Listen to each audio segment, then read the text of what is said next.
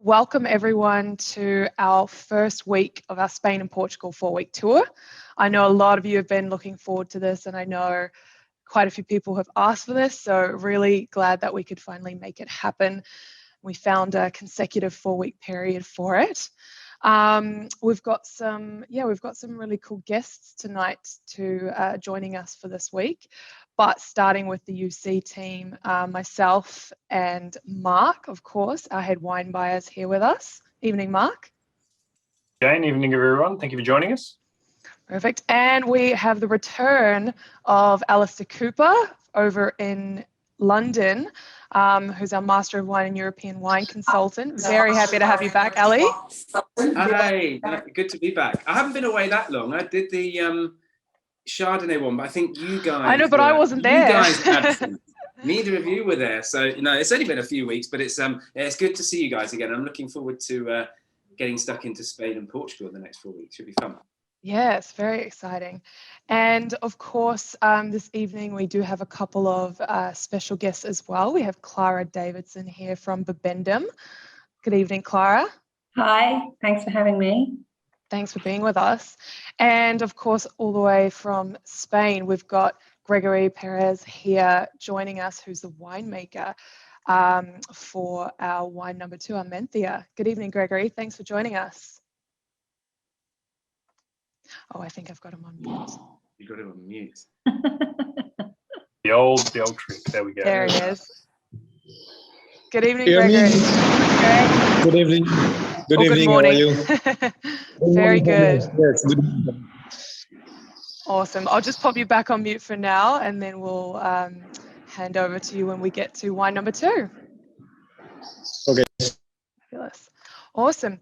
Well, as a few of you will be familiar with, but for those who aren't, we will be doing our Wheel of Wine competition this evening. So we will have a couple of quiz questions inserted throughout the presentation. The number up on the screen, take note of that. That's the number to text in your name, email, and answer for each quiz question.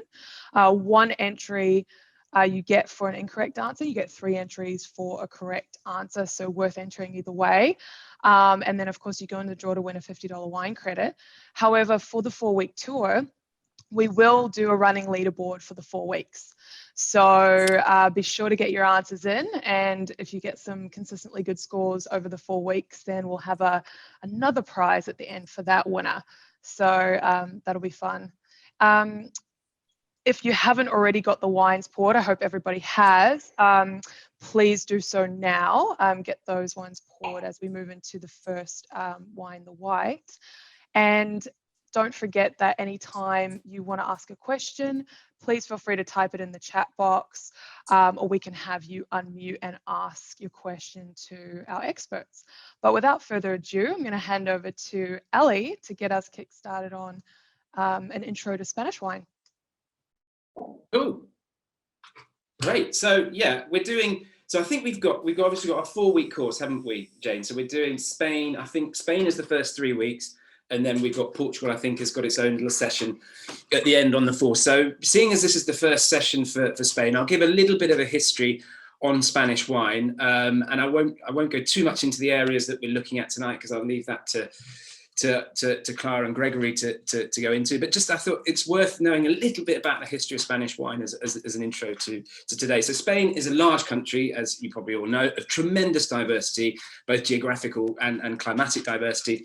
It's got dramatic mountain chains, it's got cooler coastal areas, it's got hot, arid inland areas that we'll be looking at both of those tonight. And these help explain really the major regional differences that you find in Spanish wine. The history of Spain is quite intricate, actually, a little bit complicated. It didn't really come together as a country until the sort of 15th century, and the foundation of its infrastructures really come from its former masters, the Romans, and then the Moors. So the Romans, I think, were in Spain from 2 AD or 3 BC to 4 AD, and then we had the Moors from the 8th century to about the 15th century. So the Romans brought with them, they didn't just bring roads, aqueducts, and amphitheatres as they seem to take everywhere, but they brought a real thirst for wine and provided a major export market as well. So, you know, by the 2nd century AD, I think the Romans had drunk and consumed 20 million amphora of Spanish wine. So the quality of Spanish wine back then was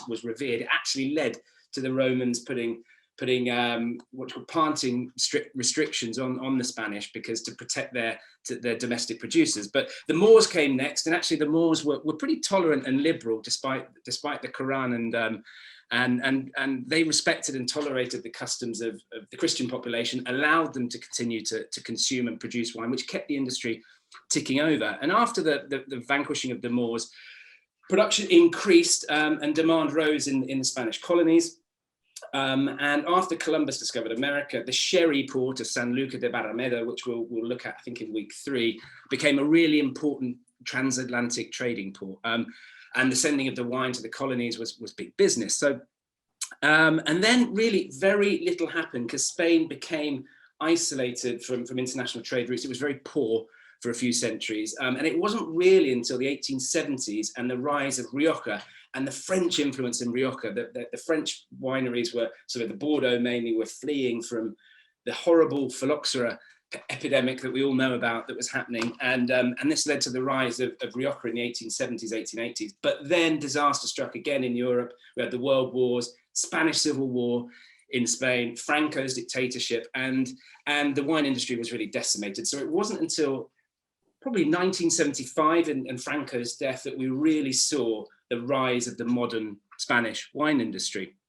And, you know, the introduction of stainless steel in the 1980s. So we think of Spain as being an old world country, and it is very much, but the new Spanish wine industry really is only 30, 40 years old. And we're going to, you know, look at that tonight. So #1, Spain is the #1 exporter in volume, but only #3 in value. So what does that tell us? It says that they're very good at producing entry-level wines. I would say if you're going to go for a cheaper wine, Spain is way ahead of Italy and France. You know, if you spend a little less, you're going to get much more for your money. But that, of course, isn't what you want as a country always. So it's got far fewer iconic wines, but it has just as much potential and incredible hidden jewels hidden in Spain. And we'll find a few of those, especially tonight. So today we're looking at Galicia and Castilla y León, so in the northwestern part of Spain.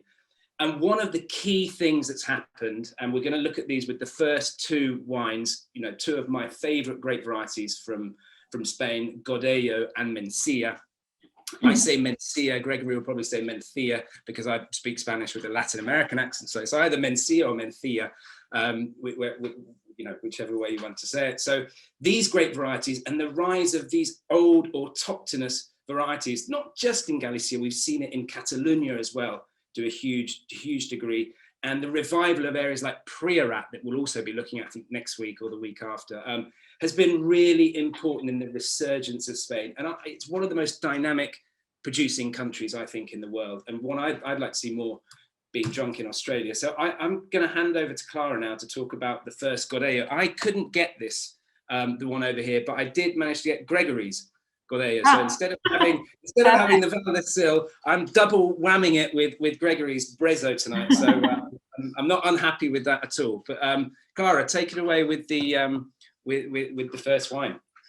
Okay, thank you, Ali. So that's a great little introduction. I think probably to start with, it's worth just mentioning a little bit more context on Galicia, this northwestern corner of Spain that we're going to be looking at.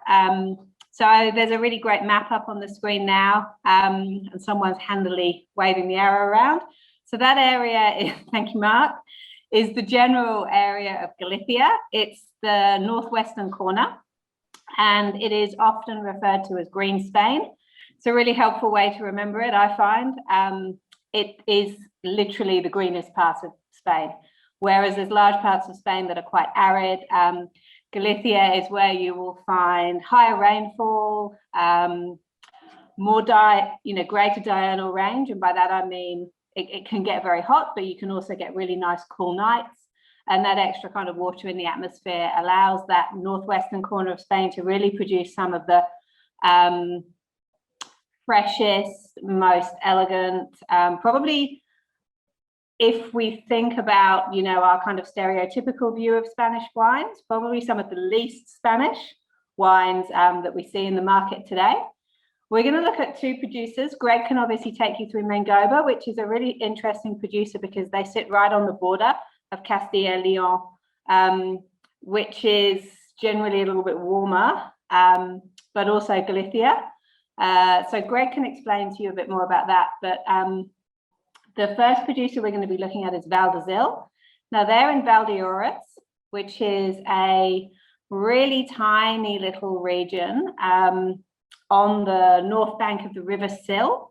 So there's a couple of key rivers that run through Galicia, and not only do they do a huge amount in terms of controlling the climate or influencing the climate, they also heavily influence the landscape. So there's two really steep valleys, and a lot of the producers are based on the slopes of one of those valleys between mountains. Bodegas Valdesil are one of those. Valdeorras is, it's just, Ribera Sacra is another quite famous Galician region. It's just east of Ribera Sacra and just south of Bierzo, which is where Gregory will be taking us shortly.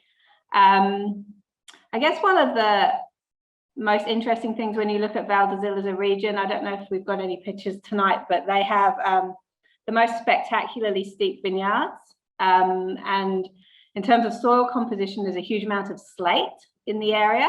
So it's often compared to Mosul. Oh, there you go, that's a magic shot. So you can really see how high up we are there. And the soils are really slaty. They have components of kind of a blue slate, but along with granite and schist. But that kind of combination of altitude and slate is really what makes the region quite special. As a producer, well, as a region as well, they focus on the two main varieties we've been kind of discussing so far, which is Godello and Mencia. Valdesil are a Godello specialist over and above anything else. They actually have some of the, if not actually, I think the oldest vines of Godello in existence. They have a very small parcel, which unfortunately we're not looking at tonight because there's only about 40 bottles. But the oldest Godello vines that they've had to fence off because so many people keep jumping the fence to try and take cuttings because it's the only pre-phylloxera planting left. But more generally speaking, they have a fantastic collection of Godello vines. You can see the vine age on them. They're all pretty old and gnarly now. And the quality of wines they produce is just fantastic. So to talk a little bit about the Montenovo, unless anyone wants to ask anything kind of specifically about the producer. I was just going to ask Clara. So it looked like from that image there that they, first of all, you can see pretty clearly that none of the vines are on trellises at all. It looks like they're almost kind of staked into the mountainside. Is that kind of common for that area? Yeah, look, it's super, super steep. So it's a combination of staking and bush vines and really anything that will keep the vine in the ground as opposed to sliding down the hill, really. So yeah, there's very, very little trellising with most of the producers around there. It reminds me the most, from my experience, it reminds me the most of that's what you see in the Northern Rhone. You see those staked into the hard soil, the hard granitic soil of the Northern Rhone, and just letting these gnarled old vines grow. So interesting on the different side of the of Europe to find that. Yeah, it's a really fascinating region, and I think what Alistair was saying about, you know, like we should. I know we said exactly the same thing when we did the Loire tasting a few weeks ago. Like we should be drinking more Loire, we should be drinking more Spanish. But Spanish wines, particularly these kind of northwestern varieties, are really just remarkable in their expressions and their history and what they can offer. But Godello was pretty much at the point of extinction due to phylloxera. It's only really come back since the mid-70s, but it has come back with a bang, and some of the most exciting white wines we taste today.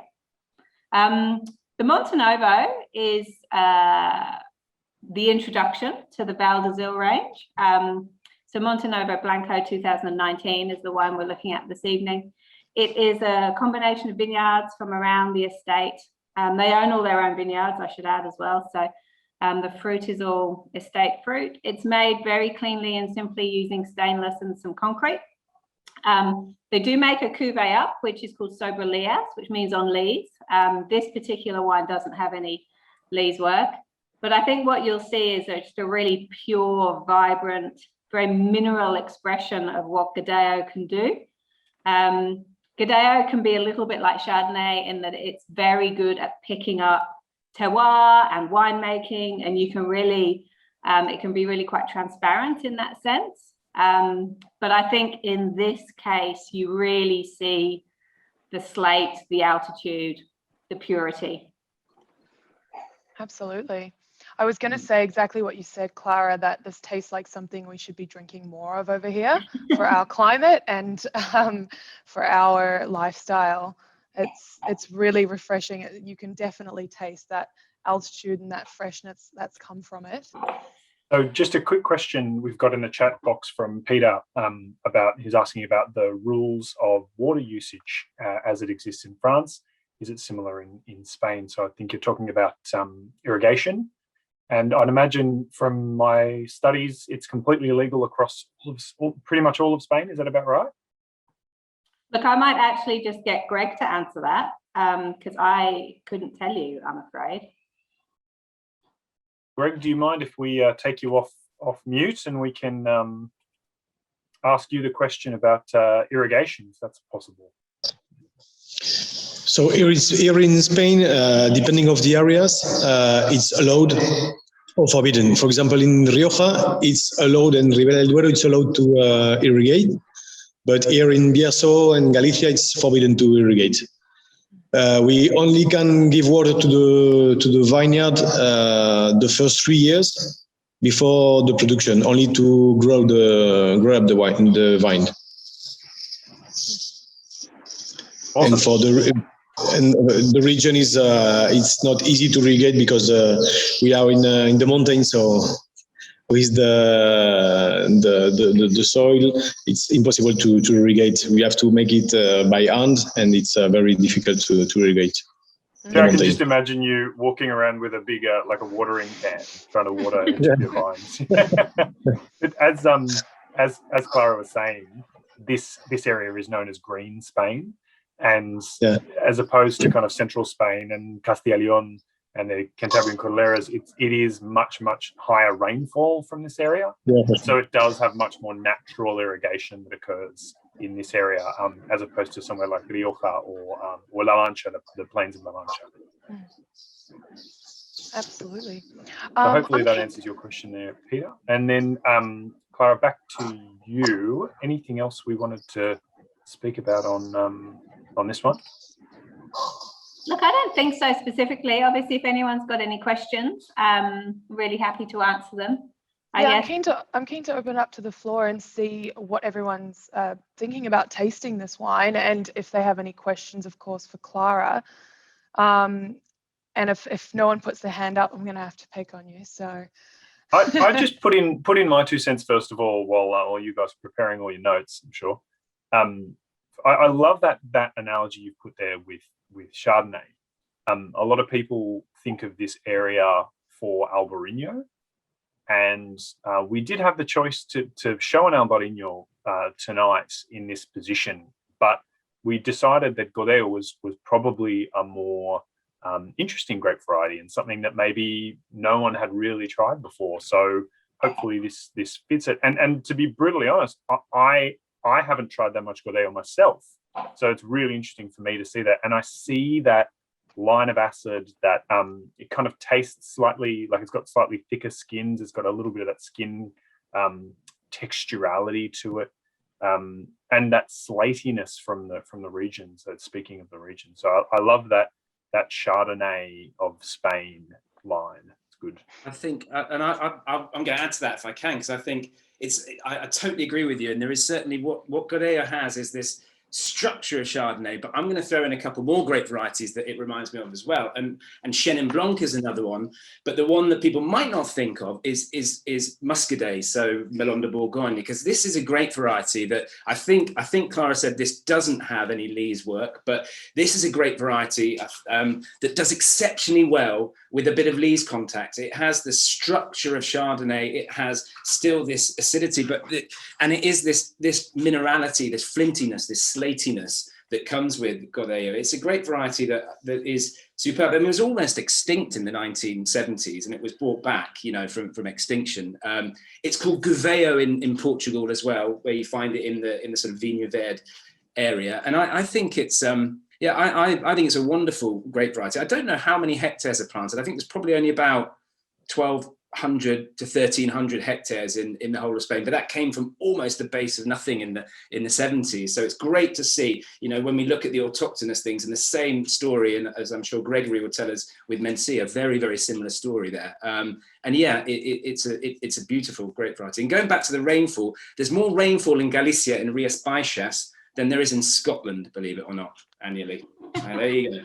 1,800 millimeters a year, which is positively Scottish. Wow, that does put things into perspective, doesn't it? It is green Spain. It's definitely green Spain. Thanks, Ali. Fred, how about you share your thoughts with us on this wine? Yep. Thank you, and thank you, Clara, and great to see you, Ali. We missed you on the Greek tasting last week, but I was told you were very busy drinking pallet loads of Bordeaux. Yes, I've done my way through that, but it's good to see you too, Fred. Yeah, likewise. I think it's fabulous, and even my wife, who doesn't like anything other than something that looks like water, she really just loved it.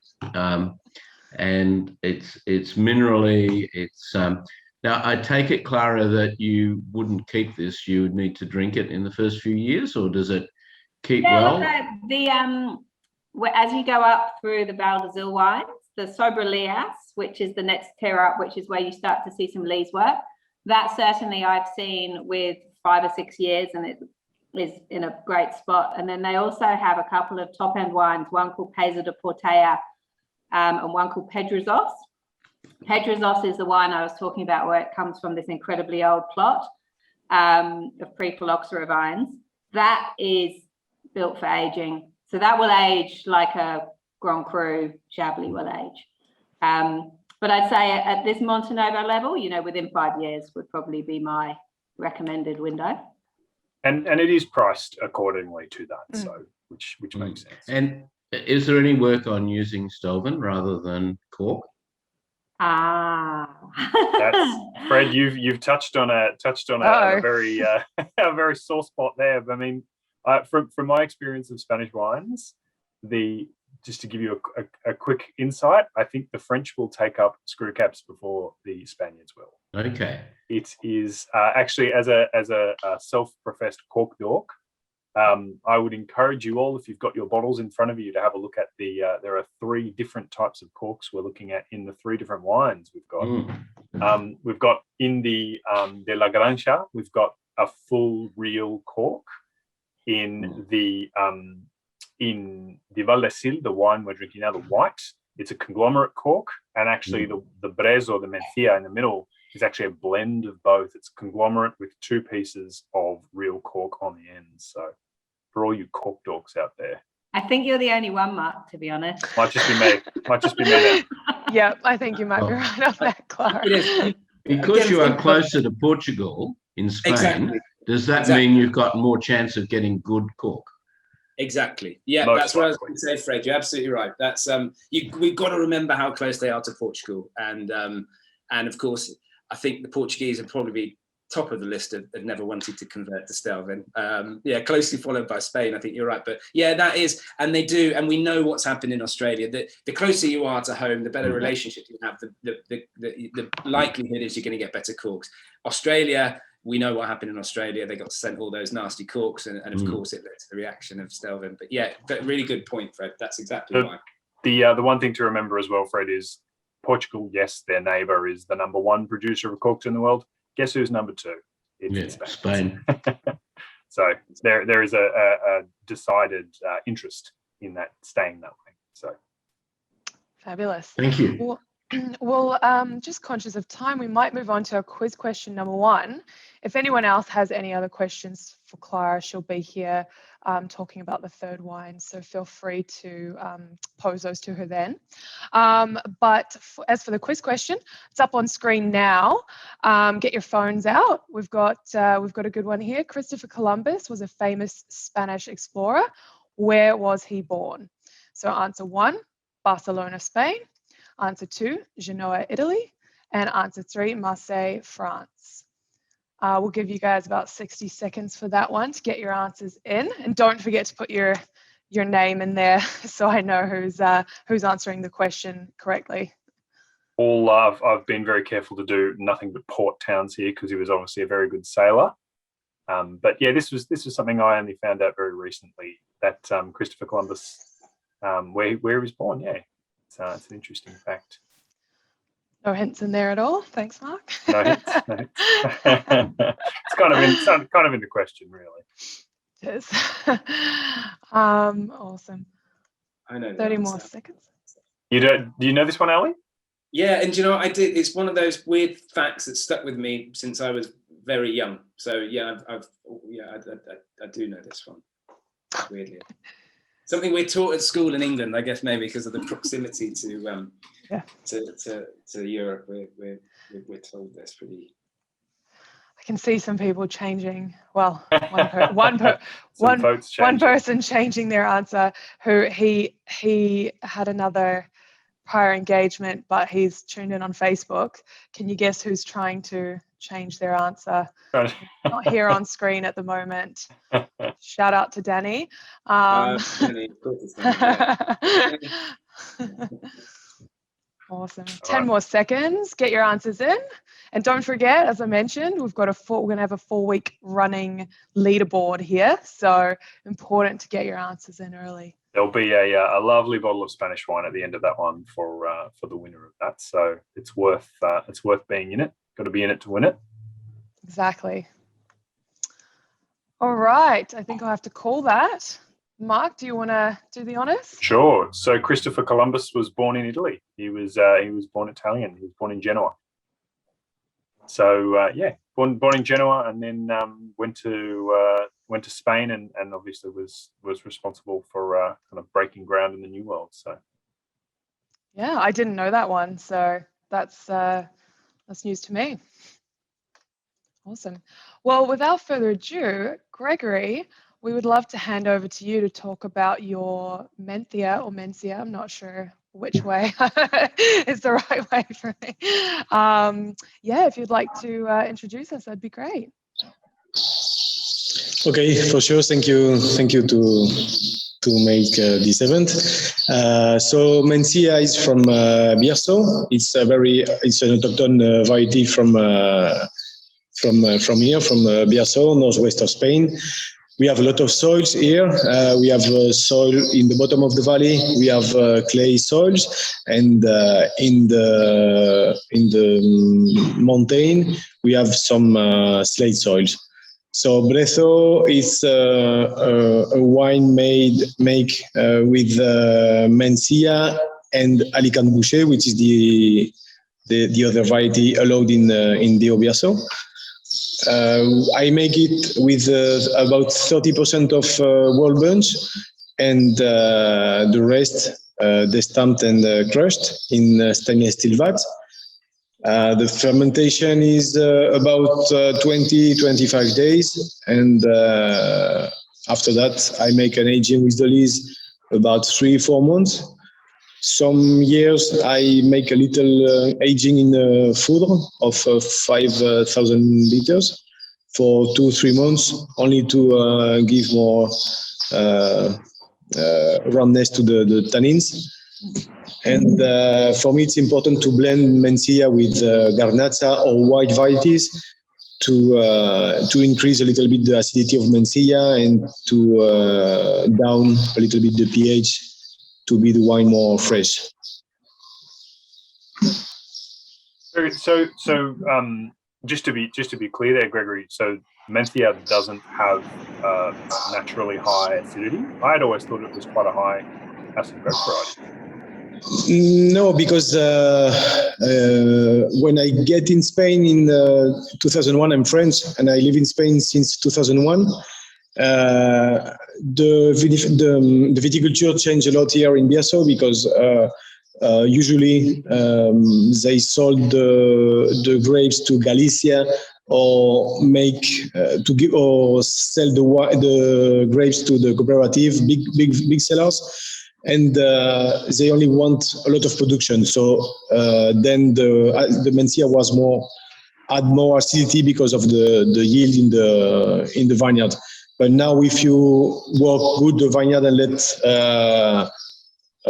less yield and better viticulture, the ripeness is shorter and the acidity is falling. It's not a very high acidity variety. So that's why you have two options: add tartaric acid in the cellar, but it's not natural. So I prefer to blend with varieties like Alicante Boucher, Garnacha Tintorera. When the Mencia is ripe in end of September, the Garnacha is about 11 degrees and she had a lot of acidity. So when you blend it, you balance the wine. Cool. That's really interesting. And from my perspective here, so in Australia is only really just getting on the Mencia bandwagon, so to speak. There was only a couple of years ago that we had our first Mencia being made in Australia. That was down in McLaren Vale. Oliver's Terrango were the first ones to make Mencia in Australia, but it's really taken off. A kind of lighter red is definitely what people are looking for, especially in our warm summers, which can get very hot. And a slightly chilled lighter red is just absolutely perfect. Okay, for me it's the same. When I get in Spain in 2001, the fashion of wine was too much extraction, a lot of wood, a lot of extraction, a lot of alcohol. And now I think people is getting back and less color, more fruit, less extraction, less wood. For example, for the other wine I make, I only use food of 4,000 or 5,000 liters to give a little bit of wood, to give some complexity to the wine, but not to make up the wine with wood. I'm a viticulture. I'm not. I don't make the wine in the cellar. I make the wine in the vineyard. So when I make the wine, I want to move the vineyard in the bottle. What the varieties which are in the vineyard, they have to be in the bottle. And usually in Biaso, the vineyard of Mencia is about 80% of Mencia and 20% with Garnacha Tintorera, Godello, and Doña Blanca, which has the two white varieties. So usually I blend all the varieties to make the wine. That's really interesting because it's very easy to make broad statements about a country as large as yours and as large as ours here in Australia. But most people, if you would ask them what Spanish wine is like, they would think of wines like La Rioja or Priorat or something from La Mancha or something like that, which do tend to be big reds that are quite over extracted and quite kind of covered over, as you said, made up in with oak. So this is really exciting to see something that is kind of very different to what one might expect would come from Spain, but and really delicious, like mouth-wateringly delicious. This wine is for me. Yes, depending of of your taste and of your idea of making wine, you can make a Mencia with a lot of degrees, with a lot of extraction, with a lot of wood. It's very easy to give wood to the wine. But in my mind, the wine, when you open a bottle, the bottle will be empty at the moment. I want to open a bottle and drink it. And my favorite wine of red wine are Côte du Rhône, Beaujolais, Burgundy wine, and that's why I make the wine like that, with a lot of fruit, a lot of freshness. Depending of your taste, I'm a very little seller. I only make 100,000 bottles, and I'm alone in the cellar with another guy, and we make the wine as we like it. It's great, Gregory. I'm really enjoying this. I'm a big fan of Mencia, and it's interesting. I don't know. I don't think we've said it yet, but I think when they thought for a while that Mencia was Cabernet Franc.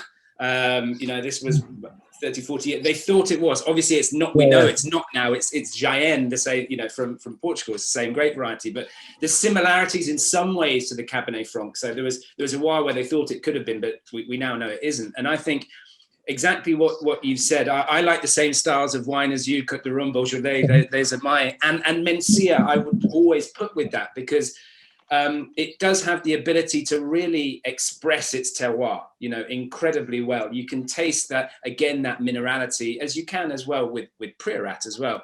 And I love the sort of the blue fruit character that you get with Mencia, that sort of violet tinge. And I think it does take well with oak. You're right. I've had some Mencias that actually, they're quite good with oak, with a little bit of oak. But I love to see this is just such a pure expression of Mencia, that sort of crunchy liveliness. And I think you said you work a little bit with whole bunch. How important has that progression of using carbonic maceration being in Bierzo to sort of soften the profile?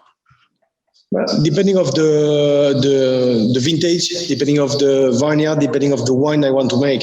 For example, for the Bresso wine, for the wine you are tasting now, it's about 30% of whole bunch, depending of the maturity of the grape. For other wine, I make 50% or 100% whole bunch. Depending the style of wine you want to have, depending of the pH of the grape, because when you use bunch, the pH go up. So Mencia is quite high pH variety, so you have to take care with using bunch. Yeah. But for me, as you say, Mencia is very different in the same vineyard. You have, for example, in my vineyard in Espanillo, I have two parts of slate, and when you go down, you have more sand and clay soils. And the same wine made of three parts of the vineyard is different, very, very different. Yeah. The maturity, the character of the wine, the minerality, everything is very different. And you can see it when you taste young wine of Bierzo. You take 10 young wines of Bierzo, and all of them are different. I don't work with commercial yeast, so it gives a character of the grape. You can see the character of the grape and the vineyard in the bottle. That's what I want to make, to translate. It's delicious. It's been great to see the people, certainly in the UK. Mencia has been, I think it's probably been about 10 years now that this Mencia has had more traction. And it's almost becoming mainstream now, almost. I mean, you see it in supermarkets and the like, but I remember first tasting it and being really blown away. And it is important to show this totally different side. As you say, we think of Spain as being these big, heavy red wines, and actually what we're seeing with these first two wines is quite the opposite. They can be very elegant. They've got incredible personality and not relying on oak, which has been a great improvement, I think. But I love this wine. Really, really enjoying it. Thank you. I do find that very interesting that it's that you're finding it in the supermarkets. That's amazing. That's come a really long way. I think we're, unfortunately for Gregory and for Clara, we're still a little bit away from that here in Australia. But I mean, I think I wouldn't say. So I'm probably Maybe it's because I shop at Waitrose, for those of you who know the UK market, which is a kind of relatively upmarket Waitrose. And maybe it's because I live in Henley-on-Thames that we have a couple of Menzies. But so maybe when I it's say the rowing capital of the world, that might be it. Yeah. When I say mainstream, I mean it's not Pinot Grigio and it's not New Zealand Sauv Blanc, but people. It's certainly you can find it in supermarkets. It's on a lot of wine lists now, and yeah, it's not unheard of, and everyone in the wine trade knows of it. It's not sort of a little secret. It's kind of it's a lot of people love it. There's a lot. The work by Alvaro Palacios in the area was really important for putting this region on the map. But yeah, I often get a flavour of sort of young baked bread or doughy character when it's young, and you get herbal character, so that thyme mint character, which is a bit maybe like Cabernet Franc. But I think this is a really lovely example of Mencia. This shows, and a restrained version, because there are as Gregory said, there are quite a few big ones. This is just really lovely and restrained and hugely drinkable. It's great to see what everyone else thinks. Yeah, keen to open the floor up a little bit and get some, because this is definitely not your average style of wine that we get here. I'm actually going to open up to someone we've not heard from before. I'm going to open up to Angela. Are you able to take yourself off mute and let us know your thoughts here? Picking on you, sorry, Angela. Hi, that's okay. Hi. It's beautiful. I think it's quite perfumed. I don't know if any of this is right or wrong. So, and the nose, there's a lot of aromas that come through. I was just wondering, does this have any oak at all?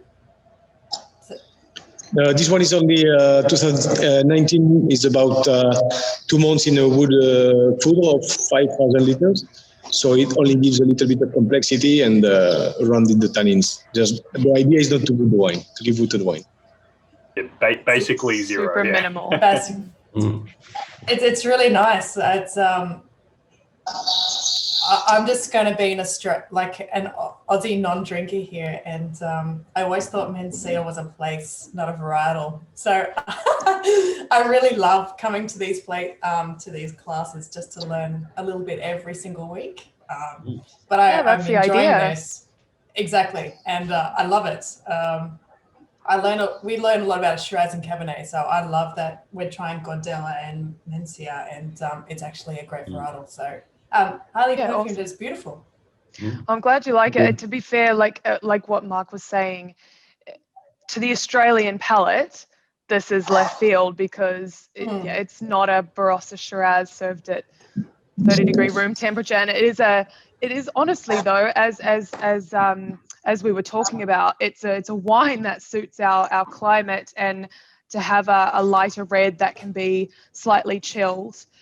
Is super suitable to Australia, but of course, it's definitely something that it's a beautiful wine, but it's extremely different to our standard and what we're used to. So I think, exactly what you were saying, Angela, these tastings allow you to sort of maybe think about it a bit differently, whereas if you went to a pub and you were looking for a Shiraz and you received this, you might be like, oh, it's a bit different. And now that you put that page up on the screen, I'm getting the cherries, and I couldn't pull out the characters, but because it's so different, but it's thoroughly enjoyable.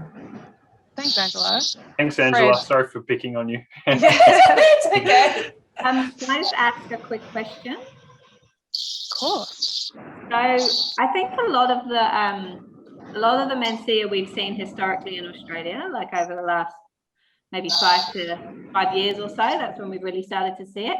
When you talk to other people who are experienced or wine trade people, one of the things they tend to always reference is this kind of iron blood, kind of sanguine character and a meatiness, which I have granted seen in a lot of Mencia that we've tasted in Australia, but it's not something I ever really see, or I ever see in your wines, and it's not something I ever really see necessarily in other Mencia from, the other producers we look after, like Val d'Isle or Alguera.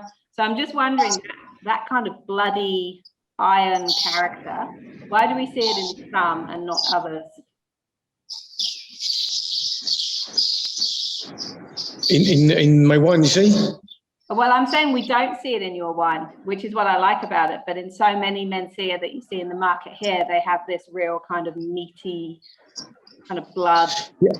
Like Yes, yesterday I had a tasting in Madrid, and a lot of people said that they have the taste of meat and blood of the meat. This is the first time I heard about that, but I think my winemaking is different, a little bit different than the other cellar. I'm French. I have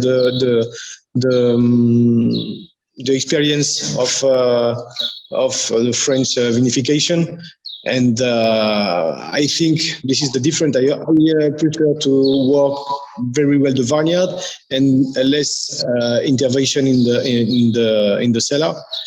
And in Spain, people is more used to make the wine in the cellar than in the vineyard. So it's easier. It's easier for a lot of people to add some yeast or some aroma or some a lot of things, but I can. I'm very sure that my wine is only with grape and a little bit of sulfur to protect it, and nothing more. And I think this is a different wine of Biassoya. Good. Actually, Gregory, I've got a question for you. Is it a particularly reductive grape variety? Do you need to worry about reduction when you're making it? Perhaps maybe that reduction might be some of those meaty characteristics. Is that possible? Yes, my age. When I age the wine, I don't rack them, because when you rack the wine, for sure that you clean it with of the lees, but you have to add some sulfur to protect the wine. So I prefer to get the wine in the vat during 10 months without racking, so it gives a little bit of reduction of the wine. But the wine is protected by his own lees. And after that, before bottling, I make a qualification with pea protein, so it's a vegetable protein. And after that, I rack it, filter it, and bottle it. But it's right that some of my wines, a lot of my wines, have a little bit of reduction at the beginning. But I think it's not bad, because when with a little time in the glass, you can see a lot of evolution of the wine, and I think it's better to be a little bit more reductive, and instead of adding more sulfur and more. Yeah, I agree. That's great. Thank you. Thanks for that. Just mindful of Gregory's time with us as well. Fred, did you have a question for him? Very quick question. I wanted to ask about the Alicante Boucher, and which I thought was a French variety. Now, Gregory, did you bring it in because of your connection in France?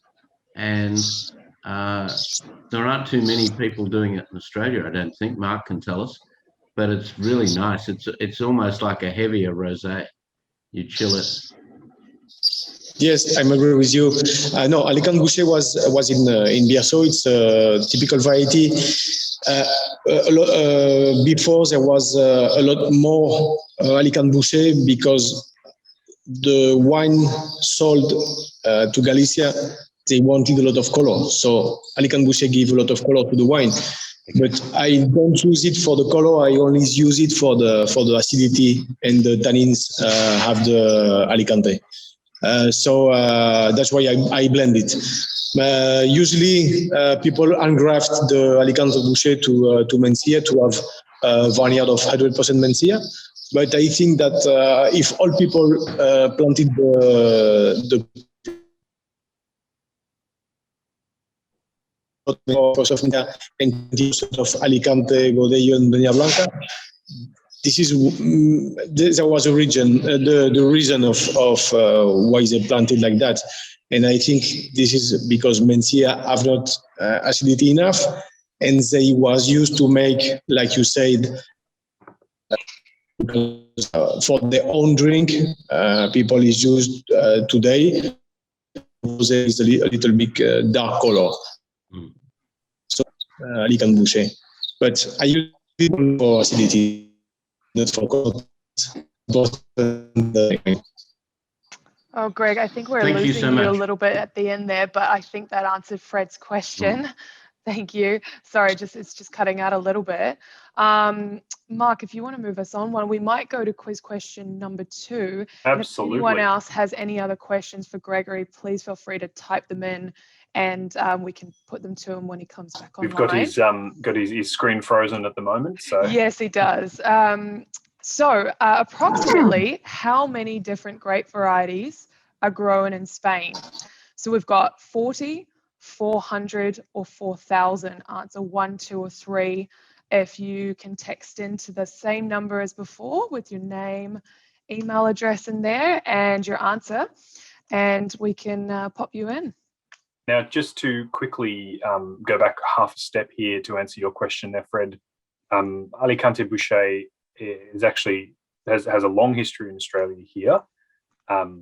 One of the most famous producers of that wine is a very famous Barossa Valley producer, Rockford. They make an Alicante Boucher rosé, and what not a lot of people know about Alicante Boucher is that it's one of the very, very, very few grape varieties, commercial grape varieties, whose juice is actually coloured.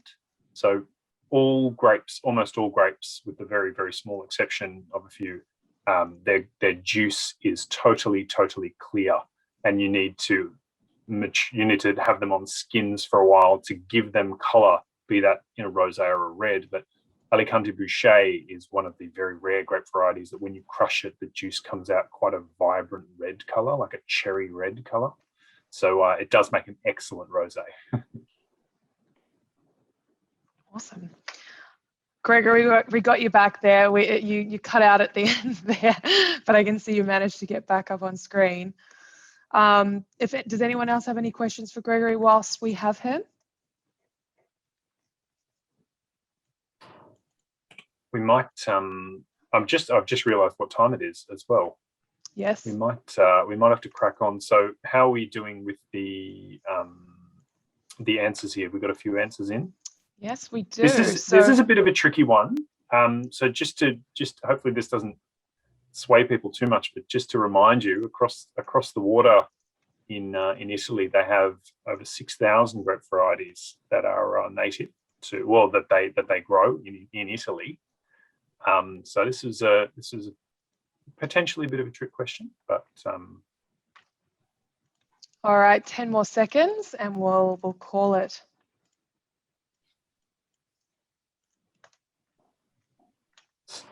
In here, beautiful. All right, so the answer was, if those of you who are betting, you usually go for answer 2. Answer 2, it's 400. They have just over 400 grape varieties they grow in Spain. Nowhere near their friends over in Italy, which, who, as I said, have over 6,000. So the answer is 400. So with that, let's move on to our final wine, and I'll hand it back to Clara. Thanks, Mark. Okay, so what's that old TV show where they say, and now for something completely different? This is, I guess, a completely different expression, a very different style, very different history, just generally very different story to what we've been talking about so far. To talk about De Hazel La Granja, really we need to start with talking about the winemaker Alejandro Fernandez. So Alejandro Fernandez is one of the, probably fairly widely recognized as one of the founding fathers of the Ribera del Duero region, which is in Castile y Leon. It's probably the most famous part of Castile y Leon. He established a winery called Pesquera there in 1972, which was 10 years before Ribera del Duero even really received its DO status. It got DO status in the early 80s, I think. I'm sure Mark or Alistair will know the exact date. So he was really a pioneer of top quality Tempranillo in a region that until that point hadn't really been recognized for such varieties and for such wines. The wine we're looking at this evening is by Alejandro Fernandez. It's not Pesquera. It is a property he bought after many years of being in Pesquera. He also has a second Ribera del Duero winery called Condado de Haza. But he and his wife started to want to kind of travel a little further afield and ventured out to Zamora, which is just northwest of Ribera del Duero. So it's in this Castilla-León region. It's nestled kind of up against Toro and Rueda, for anyone who's kind of familiar with how those regions sit. And I guess what, already looking at the vineyards and the landscape, we're talking about a completely different climate and a completely different landscape to the wines of Galicia. This is really where you start to see that kind of more arid, very warm climate, very much more, I guess, I hate using the word traditional because, like the wines of someone like Greg could not be more traditionally made in terms of their practices and their natural viticulture. But I guess more the style of wines we've associated with Spain for a long time. So Zamora is the village that this wine comes from. Dehesa La Granja. Dehesa means farm in the local dialect. So La Granja is the name of the farm. It is really set up as a farm. It's somewhere where Alejandro spends a lot of time with his family. They make cheese, they grow chickpeas, they produce olive oil. So I'd say Pesquera is really the icon of Alejandro Fernandez in terms of his history. Dehesa La Granja is the love affair, I would probably say. It's his pet project where he spends his time, where he's pumped.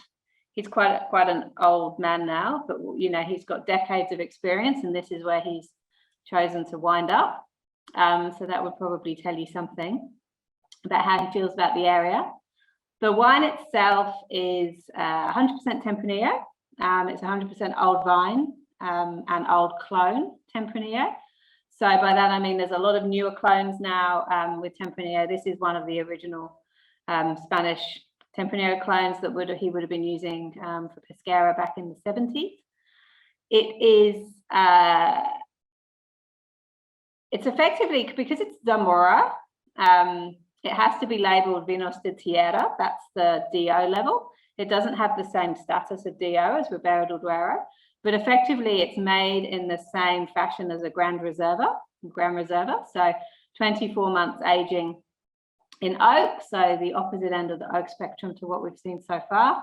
And then it also has a decade plus of bottle age prior to being released to the market. So yeah, we're really really looking at something very rich, very earthy, lots of structure, but in just a fantastic place to drink now. It's so rare that you see wines that are really wines of this kind of power and intensity that are really ready to drink. Normally you would see something like this young and just think, well, that needs another 10 years before I can even think about it. But he believes really strongly in making wines that are ready to drink, accessible to more people at an entry-level price point, which was the other point. The other reason he wanted to do something outside of Ribera del Duero, where pricing now is really quite restrictive and premium. So this is the 07. So what is that? That's the best part of 15 years now, which is pretty amazing. And yeah, I can see lots of comments about it being, really leathery, earthy, savory. It is a super savory wine. It is a savory wine young, and with the age, that savoriness becomes amplified. But I think if you can imagine it with a plate of charcuterie, then you are well away. I'm really keen to, thanks for that, Clara. I'm really keen to hear from a couple of people we maybe haven't heard from. Stephen and Libby, I'm going to pick on your group here to see what your thoughts are of this wine and potentially of the other two as well.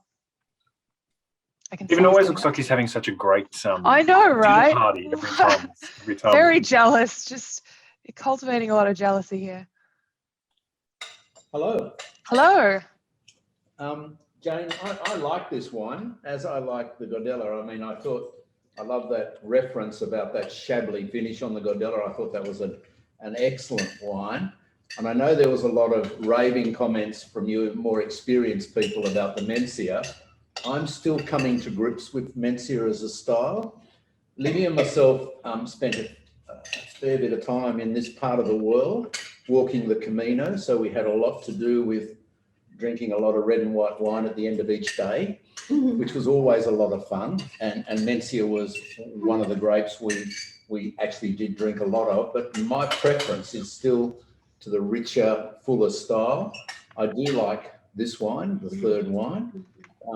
I guess I like Tempranillo as a style. I think it's an interesting wine, the way in which this one's made. I think the reference about it aging well and being at that age, I think it really is drinking nicely now. So, I'm impressed with this wine. I think you, with having it with some food, I think, Stephen, you'll definitely be seeing the benefits of this final wine. Yeah. For me, this definitely is a wine that is absolutely just bang on made for food, as Clara said, charcuterie plates, but any kind of hard cheeses, anything with mushroom and tomato in it, and just away you go. Anything braised, kind of sausage braised. Very savoury, right? Yeah. Is that really full savoury style? And on that, Stephen, Danny's asking what your best pairing is going on at your table there. Oh, Spanish cocktail. We're actually covered a yes tonight. We've had a few things. We started Spanish cocktail. with Spanish. Yeah.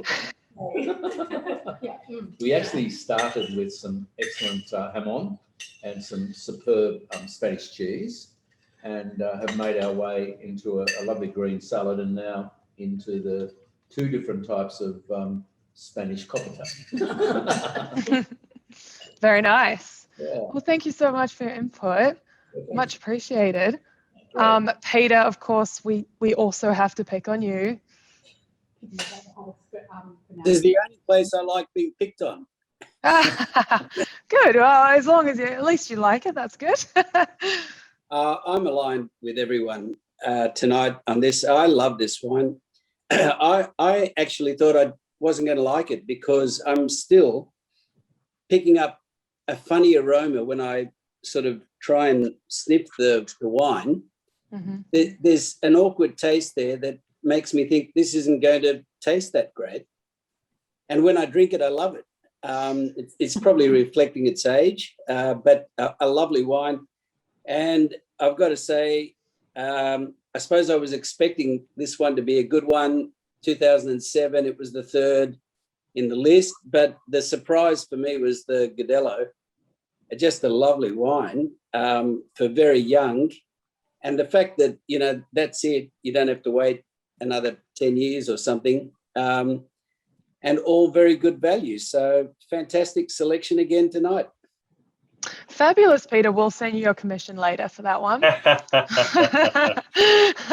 Ali. It's there's a bit of a throwback, but just for many of you who probably will have tasted these before, this is potentially not going to help our Melbourne crew, or definitely not our Spanish crew over in Spain. But for anyone who's had a well-aged Hunter Valley Shiraz, this genuinely reminds me a lot of that style, that saddle leather, savory style of old Hunter, especially with the alcohol that's just that little bit lower, like the old Hunter wines used to be.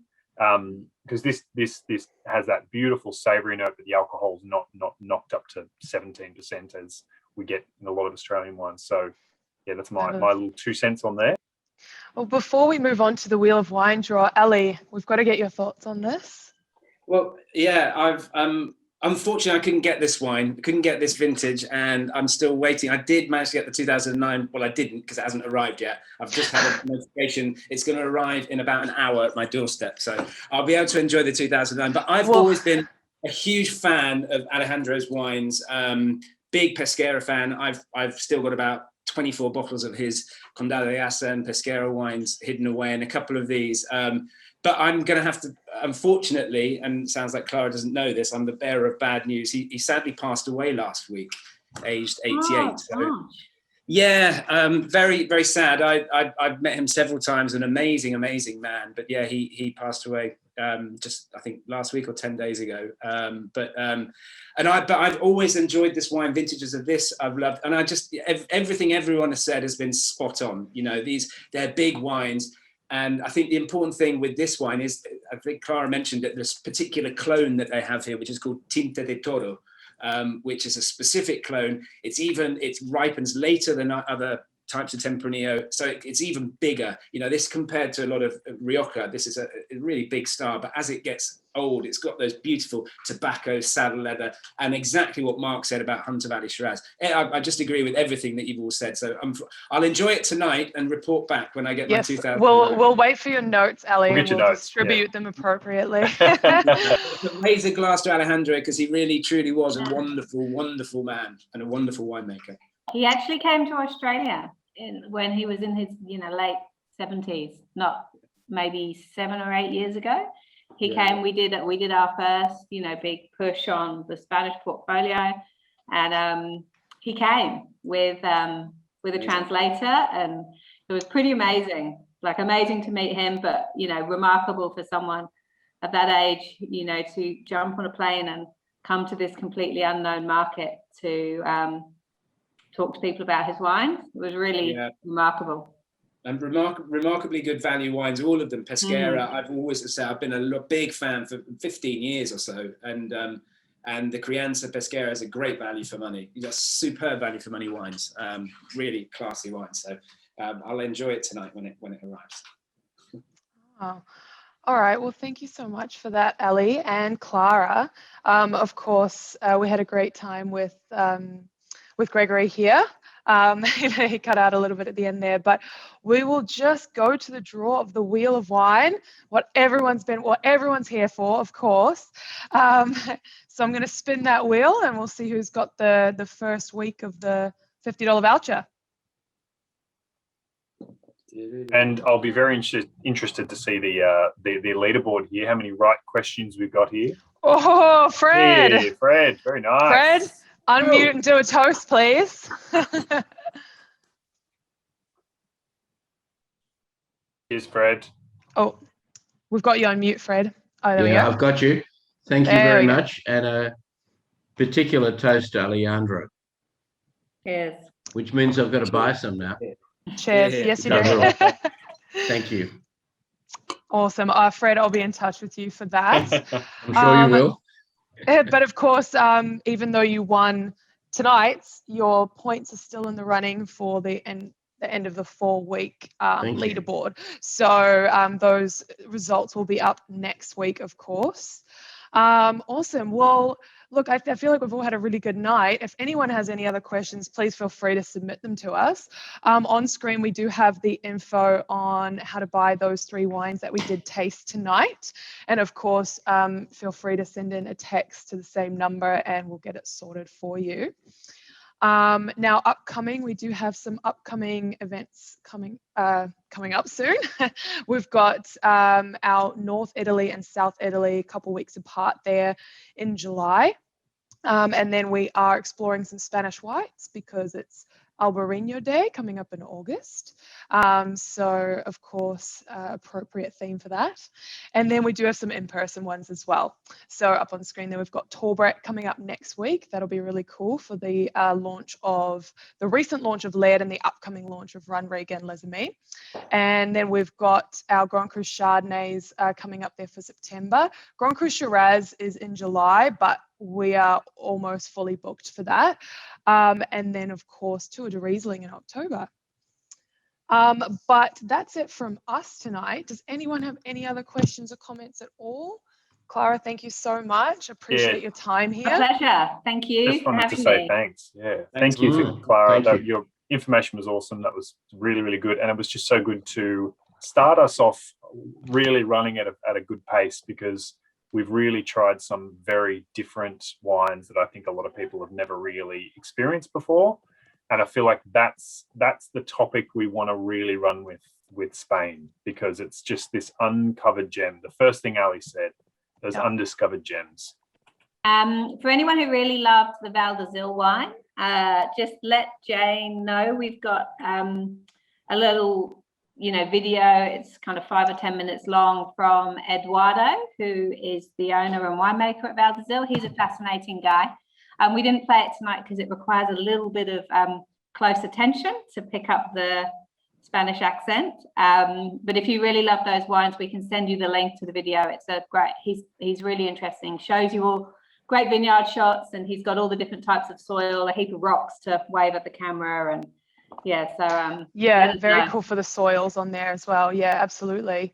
Look, just shoot me an email or a text, and I'll send it to anyone who's interested in watching that, as well as, of course, I know a few people couldn't be here, so the recording of tonight's tasting, which we'll have available in the next couple of days.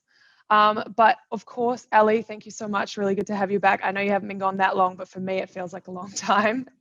So really happy to have you back. Oh, it feels the same. It seems so long, and I can't wait to. I hope I can travel and see you guys all soon in the flesh. Who knows when that's going to be, but hopefully as soon as possible. But Clara, thank you so much, and Gregory, I think he's gone already. But that was a cool little start. Obviously, we've gone on long because there's so much to talk about with these wines, and I think we've got some cracking wines next week as well, and then we're going to get into, we've got sherry, and goodness me, don't get me started on sherry, because if we're talking about the best value for money wines in the world, sherry is 100% it. I'm going to put everything on the line. I'm going to say there's going to be some fights here. All right, I think the sherry week, we may need to extend the time out for that session. Jane, I know Jane and Angela are absolutely not in agreement of you there. It's Fino sherry that I can't handle. I can't handle Fino sherry. I'll put my hand up right now. It's not. And yes, Angela tried that the other week. And how'd you feel about that, Angela? I always say, I want to love it because all the cool people do. And you see it on these travel shows, and it looks beautiful with prosciutto and all these things. And then you try, you're like, I've given up at being cool. What's wrong with me? So, I want to. I agree with you, Angela. And I remember the first time I had sherry, the first time I had beer, the first time any of us, let's be perfectly honest, have alcoholic drinks when we're younger, when we're, however. So what he's saying is our palates aren't refined enough yet, and we haven't grown up. No. You're getting wrong. It's practice. I remember even 15, 20 years ago, I had sherry when I was, 20 years ago working in the wine industry. I had sherry, and my first taste was I didn't quite get it. And the more of it I had, the more it takes a while to get attuned to it. And then when you do, and the foods are so important with, the right food. Anyway, we'll talk about this with Sherry Week. But, there's a sneak preview, everybody. Thanks, Mark. Fabulous. Pleasure. Thanks, everybody. Thanks for you coming. so much, everyone. Thank you for a good night. Thank you. Sorry to keep it all. Thanks longer. all. Bye. See ya.